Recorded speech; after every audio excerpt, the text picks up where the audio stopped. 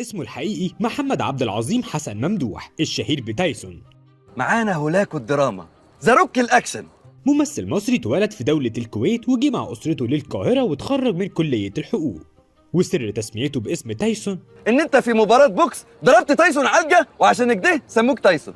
لا مش هو ده السبب، هو إنه بدأ حياته بممارسة الرياضة العنيفة زي الكاراتيه والملاكمة والكونغ فو، فصحابه أطلقوا عليه اسم تايسون لأنه كان فيه بعض من صفات الملاكم العالمي تايسون، لكنه ساب الرياضة واتجه للتمثيل. شايف إن مهمة الفن والفنانين إنهم يتحكموا في ذوق الناس، مش الناس هم اللي يتحكموا في الفن، لأن ساعتها هيكون الفن مجرد سلعة تجارية، مش كل حاجة يطلبوها الناس نعملها، عشان كده الأفلام هتبقى رقص وغنى وأكشن وبس.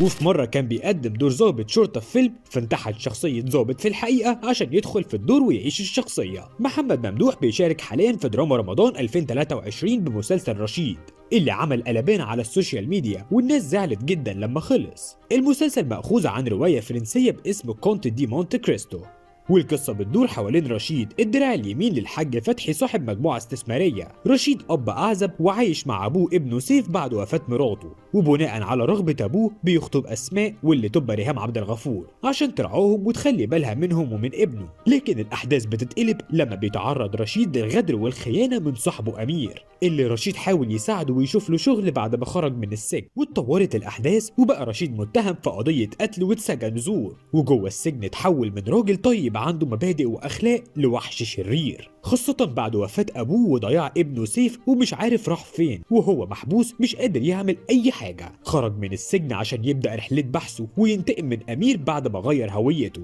ويدور على ابنه ويرجعه بمساعدة أسماء. في أول حلقة شفناه لما خرج من السجن وأسنانه بيضة، بس لما رجعنا للماضي لقينا أسنانه كانت مختلفة. وإحنا طبعا عندنا عقدة في حوار الأسنان ده في المسلسلات المصرية، لأنه أيا كان الدور كله عامل هوليوود سمايل ومفيش مشكلة حتى لو كان عمدة قرية. الواحد مننا بقى يتفرج على محمد ممدوح وهو عارف إنه هيشوف عظمة، ويا سلام لما يبقى مع المبدعة ريهام عبد الغفور اللي تألقت بشدة الفترة الأخيرة. وكانت أكتر حاجة إيجابية في المسلسل هو الأداء التمثيلي، مفيش ممثل في المسلسل ده خيش في التمثيل، كلهم على أعلى مستويات التمثيل، وعلى رأسهم طبعا الفنان محمد ممدوح، فنان من الزمن الجميل بالنسبة لي. والمشهد اللي قطع قلوبنا كلنا لما والده توفى، مشهد لما عرف إن ابنه تايه ومش عارفين هو فين.